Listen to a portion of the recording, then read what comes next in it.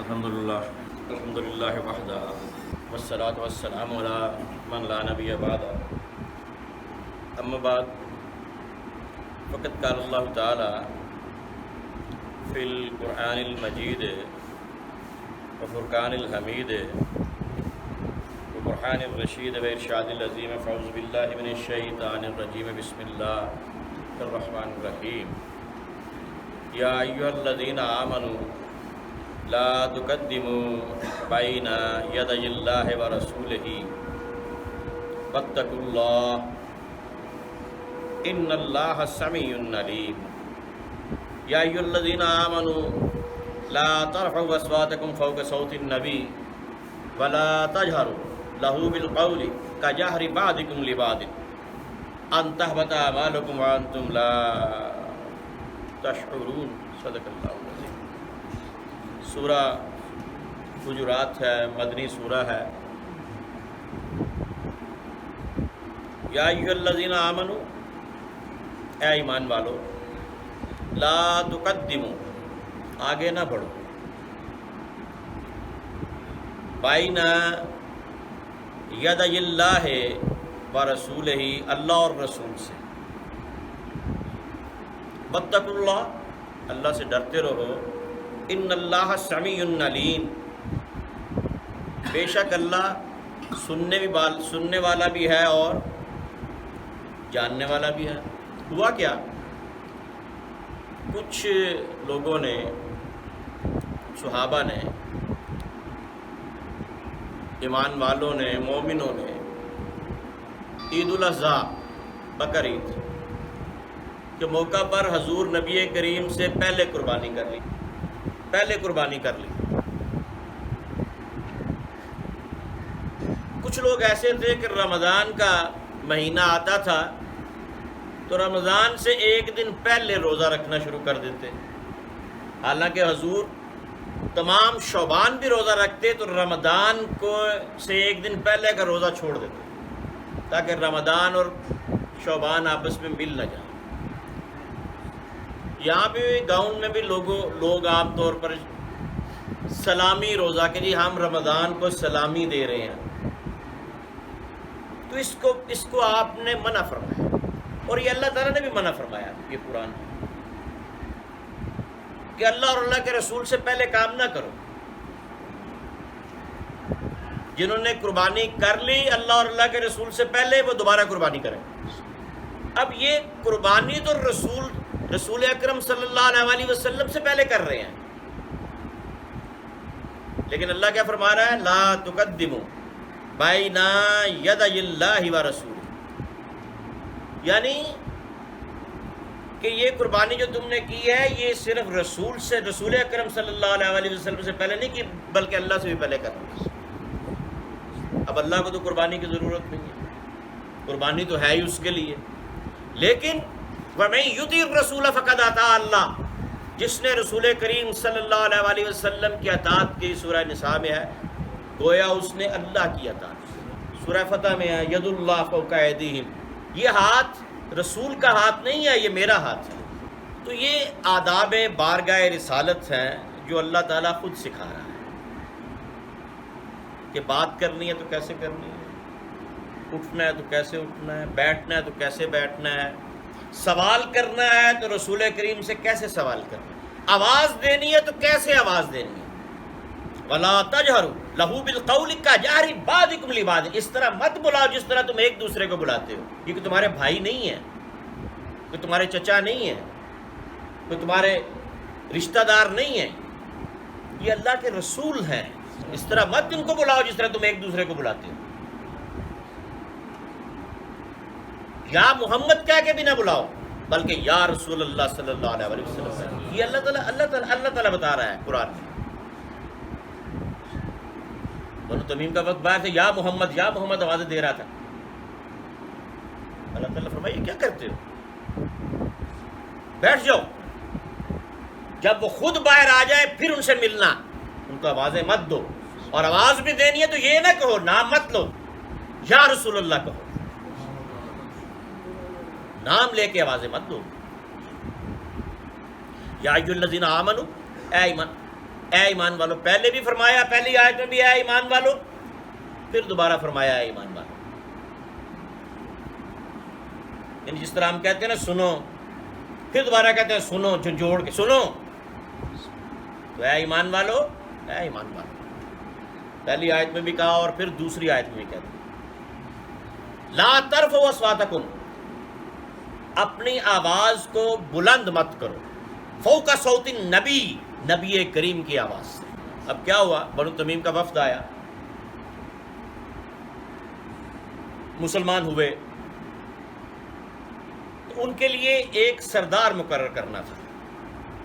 حضرت ابوبکر صدیق رضی اللہ تعالیٰ عنہ کہنے لگے کہ یا رسول اللہ صلی اللہ علیہ وسلم، ان کے لیے قعقاع بن معیط رضی اللہ تعالیٰ عنہ، ان کو سردار مقرر کر دیں، یہ نرم آدمی ہیں، ان سے اچھے طریقے سے ان کو سارے معاملات طے فرما لیں. حضرت عمر فاروق رضی اللہ تعالیٰ عنہ نے کہا کہ یا رسول اللہ صلی اللہ علیہ وسلم، اقرع بن حابس، نئے مسلمان ہوئے تھے، بڑے سخت آدمی تھے. یہ وہی اقرع بن حابس ہیں کہ حضور اکرم صلی اللہ علیہ وسلم امام حسن اور امام حسین کو بوسہ دے رہے تھے، چوم رہے تھے، سونگ رہے تھے، گلے لگا رہے تھے، پیار کر رہے تھے. اس وقت مسلمان نہیں ہوا تھا. کہنے لگا میرے 10 بیٹے ہیں، میں نے آج تک کبھی کسی کو بوسہ نہیں دیا، آپ اپنے نواسے کو بوسہ دے رہے ہو. آپ نے فرمایا من لا یرحم لا یرحم، جو کسی پہ رحم نہیں کرتا اس پہ بھی رحم نہیں کیا جاتا. اگر تمہارے دل میں اللہ نے رحم کرنے والا دل نہیں رکھا تو اس میں کیا کہہ سکتا ہوں. سخت آدمی تھا. مسلمان ہوئے تو حضرت عمر فاروق نے کہا ان کو مقرر کر دیں. حضرت ابوبکر صدیق نے کہا آپ میری مخالفت کیوں کر رہے ہیں. اس اثناء میں آوازیں بلند ہو گئیں. تفسیر ابن کثیر میں اور تفسیر مظہری میں یہ سارا واقعات لکھا ہوا. آوازیں بلند ہو گئیں تو اسی وقت وحی الہی اتر آئی، یا ایھا الذین آمنوا لا ترفعوا اصواتکم فوق صوت النبی، اے ایمان والو، نبی کی آواز سے اپنی آواز کو بلند مت کرو. ولا تجهروا له بالقول كجهر بعضكم لبعض، اس طرح مت بلاؤ جس طرح تم ایک دوسرے کو بلاتے ہو. ان تحبط اعمالکم وانتم لا تشعرون، ایسا نہ ہو کہ تمہارے سارے اعمال ضائع ہو جائیں اور تمہیں خبر بھی نہ ہو، تمہیں پتہ بھی نہ چلے کہ اعمال کہاں گئے ہیں. حضرت ابوبکر صدیق رضی اللہ تعالیٰ عنہ اور حضرت عمر فاروق رضی اللہ تعالیٰ عنہ نے اتنی کم آواز میں بولنا شروع کر دیا کہ حضور کو پوچھنا پڑتا ابوبکر کیا کہہ رہے ہو. حضرت عمر فاروق نے اپنے منہ میں پتھر رکھ لیے چھوٹے چھوٹے کہ آواز زیادہ نہ نکلے. ایک طائف سے بندہ آیا، حضور نبی کریم صلی اللہ علیہ وسلم کے مزار اقدس پہ آ کے اونچی اونچی بولنا شروع کر دیا. حضرت عمر فاروق رضی اللہ تعالیٰ عنہ نکلے، کہنے لگے او کہاں سے آئے ہو؟ کہنے لگے جی میں طائف سے آیا ہوں. تمہیں نہیں پتا کہ یہاں نبی کریم آرام فرما رہے ہیں اور تم اونچی آواز میں بول رہے ہو؟ ہمیں اللہ تعالیٰ نے کہہ دیا تھا کہ تمہارے اعمال ضائع ہو جائیں گے. اگر تم مدینے کے ہوتے تو میں تمہیں سزا دیتا، چونکہ تم اجنبی ہو اس لیے میں تمہیں کچھ نہیں کہتا، لیکن آئندہ ان کی بارگاہ میں اونچی آواز میں مت بولنا، آئندہ اونچا مت بولنا. حضور کے ایک صحابی تھے حضرت ثابت بن قیس رضی اللہ تعالیٰ عنہ، تھوڑے وہ اونچا سنتے تھے، اور آپ کو پتہ ہے جو شخص اونچا سنتا وہ بولتا بھی اونچا ہے، تو وہ بولتے بھی اونچا تھے. جب یہ آیت نازل ہوئی تو اپنی بیوی حضرت جمیلہ بنت عبداللہ بنت ابی سلول، یہ عبداللہ بن ابی تھا نا جو رئیس المنافقین، یہ اس کی بیٹی تھی لیکن یہ مومنہ تھی. اور یہ حضرت ثابت بن قیس رضی اللہ تعالیٰ عنہ کی بیوی تھی. جب یہ آیت نازل ہوئی تو آپ نے حضرت ثابت بن قیس نے اپنے آپ کو اندر بند کر لیا اور انہیں کہا میرا پاؤں جو ہے نا یہ اس سے باندھ دو جس سے سواری کو باندھتے، اور باہر سے جا کے دروازہ بند کر کے کیل لگا دو اور اس وقت تک مت کھولنا جب تک میں مر نہ جاؤں. انہوں نے پوچھا کیا ہوا؟ کہا آیت قرآن میں آ گئی ہے، میں تو بہت اونچی بولتا ہوں، آج کے بعد میں حضور کی خدمت میں گیا اونچا بولا تو میرے تو اعمال ضائع ہو جائیں گے. حضرت عاصم رضی اللہ تعالیٰ عنہ ان کے ہمسائے تھے. انہوں نے جا کے رسول اللہ صلی اللہ علیہ وسلم کی خدمت میں عرض کیا کہ یا رسول اللہ صلی اللہ علیہ وسلم یہ واقعہ ہوا ہے. آپ فرماتے ہیں میں پوچھ رہا تھا قیس ابن قیس کدھر ہے, ثابت بن قیس کدھر ہے, کیا بیمار ہے, آتا نہیں ہے. انہوں نے کہا جی کہ وہ تو یہ کہتے ہیں کہ آیت نازل ہو گئی ہے تو میں اونچا بولوں گا تو میرے اعمال ضائع ہو جائیں گے, تو اس لیے انہوں نے اپنے آپ کو اندر بند کر لیا اور باہر دروازے پر کیل لگا دی ہیں اور کہہ دیا مجھے دروازہ نہیں کھولنا اس وقت تک جب تک میں مر نہ جاؤں. آپ نے فرمایا اس کو بلاؤ, اور یہ آیت اس کے لیے نہیں ہے, وہ تو جنتی ہے, جس نے چلتا پھرتا جنتی دیکھنا ہو وہ ثابت بن قیس کو دیکھنا. تو یہ آداب بارگاہ رسالت ہیں جو اللہ تعالیٰ سکھا رہا ہے کہ نبی کریم سے پہلے قدم مت اٹھاؤ, نبی کریم سے پہلے قربانی مت کرو, نبی کریم سے پہلے روزہ مت رکھو, نبی کریم سے پہلے نماز مت ادا کرو, چاہے عشاء ہو جائے. اگر آپ نے کہا ہے کہ بنی قریظہ میں عصر پڑھنی ہے تو عشاء کا وقت بھی ہو تو عصر ہی پڑھنا, اور ان کو ایسے مت بلاؤ, ایسے مت سمجھو جیسے تم ایک دوسرے کو بلاتے ہو, ایک دوسرے کو سمجھتے ہو, وہ تمہارے جیسے نہیں ہیں. تم کہتے ہو ہمارے بھائی ہیں, وہ کہیں میں تمہارا بھائی ہوں تو یہ الگ بات ہے, وہ کہیں میں تمہارا باپ ہوں تو یہ الگ بات ہے. تم مت کہو کہ آپ ہمارے بھائی ہو یا ہمارے باپ, اس لیے کہ ان کا کہنا اور ہے, تمہارا کہنا اور ہے. وَلَا تَجْهَرُوا لَهُ بِالْقَوْلِ كَجَهْرِ بَعْضِكُمْ لِبَعْضٍ, تم مت ان کو اس طرح بلاؤ جس طرح ایک دوسرے کو بلاتے ہیں. یا محمد کہہ کے بھی مت بلاؤ, بلکہ یا رسول اللہ صلی اللہ علیہ وسلم ان تحبط اعمالکم وانتم لا تشعرون. ایسا نہ ہو کہ تمہارے تمام اعمال ضائع ہو جائیں, قیامت کو پہنچو میرے روزے, میری زکوٰۃ, میرے صدقات, میرے حج, میرے عمرے, میری نمازیں, میرے نیک اعمال, میری صلہ رحمی کہاں گئی؟ ان تحبط اعمالکم. ارے بھائی تمہارے تو اعمال ضائع ہو گئے ہیں, تم گستاخ رسول ہو گئے. تو یہ سزا ہے گستاخ رسول کہ اللہ تعالیٰ اس کے اعمال ضائع کرتا ہے. حضرت عمر فاروق رضی اللہ تعالیٰ عنہ نے کہ عمل نے یہ ثابت کر دیا کہ حضور کے سامنے بھی اونچا بولنا گستاخی تھی, اور آج بھی ان کے مزار پہ اونچا بولنا گستاخی.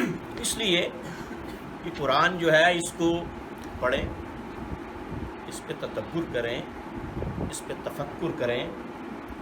آج 9 سفر ہے اور 1440 ہجری اور 19 اکتوبر 2018. تو آج میں اس سورہ حجرات کی 27ویں پارے کی 26ویں پارے کی 49ویں آیت کی تشریح کر رہا تھا. تو یہ چیزیں میں نے جو اس میں دیکھی میں نے آپ کے سامنے پیش کی کہ نبی کریم صلی اللہ علیہ وسلم کی شان میں اللہ تعالیٰ نے کس طرح ارشادات فرمائے. ان الذین یغضون اصواتهم عند رسول اللہ. ہاں اب یہ آیت سنی تو اپنی آوازوں کو نیچا کر لیا. حضرت ابوبکر صدیق اور حضرت عمر فاروق نے اپنی آوازوں کو نیچا کر لیا. حضرت ثابت بن قیس نے اپنے آپ کو اندر بند کر لیا. بے شک اب یہ ان کے لیے خوشخبری ہے. ان الذین یغضون اصواتهم عند رسول اللہ, جو اپنی آوازوں کو رسول کریم صلی اللہ علیہ وسلم کی آواز سے نیچا کر لیتے ہیں. اولئک الذین امتحن اللہ قلوبہم للتقوی. تو اللہ نے ان کے دل تقوی اور پرہیزگاری کے لیے آزما لی. لہم مغفرۃ واجر عظیم, ان کے لیے اللہ نے بڑی مغفرت اور بڑا اجر عظیم لکھ دیا. اب یہ وہ لوگ ہیں کہ جنہوں نے اللہ کی آیت نازل ہونے کے بعد اسی وقت اپنے اعمال کو تبدیل کر لیا, تو اللہ نے ان کے لیے خوشخبری عطا فرما دی. ان الذین ینادونک من وراء الحجرات اکثرهم لا یعقلون. اور یہ جو لوگ جب آپ اندر آرام کرنے کے لیے جاتے ہیں حجرے میں, تو باہر سے آپ کو آوازیں دینا شروع کر دیتے ہیں، بلانا شروع کر دیتے ہیں، کہنا شروع کر دیتے ہیں حضور کو بلائیں، کہنا شروع کر دیتے ہیں، باہر سے آواز دیتے ہیں یا محمد۔ بنو تمیم کا وفد، ان الذین، یہ وہ لوگ ہیں ینادونک من وراء الحجرات، جو آپ کو باہر سے پکارتے ہیں، اکثرہم لا یاقلون، یہ بیوقوف لوگ ہیں، یہ میں نہیں کہہ رہا، یہ اللہ تعالیٰ قرآن میں کہہ رہا ہے، لا یاقلون، ان میں عقل نہیں ہے، یہ بیوقوف ہیں، یہ کم عقل ہیں، یہ جاہل ہیں۔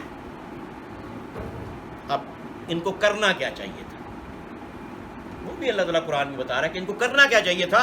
وَلَوْ أَنَّهُمْ صَبَرُوا، اگر یہ اتنا صبر کر لیتے، حَتَّى تَخْرُجَ إِلَيْهِمْ، کہ آپ باہر خود تشریف لے آتے، حَتَّى تَخْرُجَ إِلَيْهِمْ لَكَانَ خَيْرًا لَهُمْ، تو یہ ان کے لیے بہت بہتر تھا، ان کے لیے بہتر تھا کہ آپ خود تشریف لے آتے جب آپ کا دل کرتا، آپ اندر آرام فرما رہے ہیں، آپ اندر عبادت کر رہے ہیں، آپ اندر کھانا کھا رہے ہیں، آپ سارا دن کام کر کے، ساری رات عبادت کر کے، ساری رات نوافل پڑھ کے اگر تھوڑی دیر کے لیے آرام فرما رہے ہیں تو ان کو آرام کرنے دو، ان کو آوازیں مت دو، ان کو اس طرح مت بلاؤ، کچہری بات کیوں بات ہے جس طرح ایک دوسرے کو بلاتی ہو، انتظار کرو۔ وَلَوْ أَنَّهُمْ صَبَرُوا، اگر یہ انتظار کرتے، حَتَّى تَخْرُجَ إِلَيْهِمْ، کہ آپ خود بخود باہر ان کے پاس تشریف لے آتے، لَكَانَ خَيْرًا لَهُمْ، تو یہ ان کے لیے بہت بہتر تھا، وَاللَّهُ غَفُورٌ رَحِيمٌ۔ ہاں اب یہ توبہ کر لیں، انہوں نے توبہ کر لی تو اللہ تعالیٰ فرماتا ہے اب انہوں نے توبہ کر لی تو اللہ ان کو بخشنے والا ہے، وَمَا عَلَيْنَا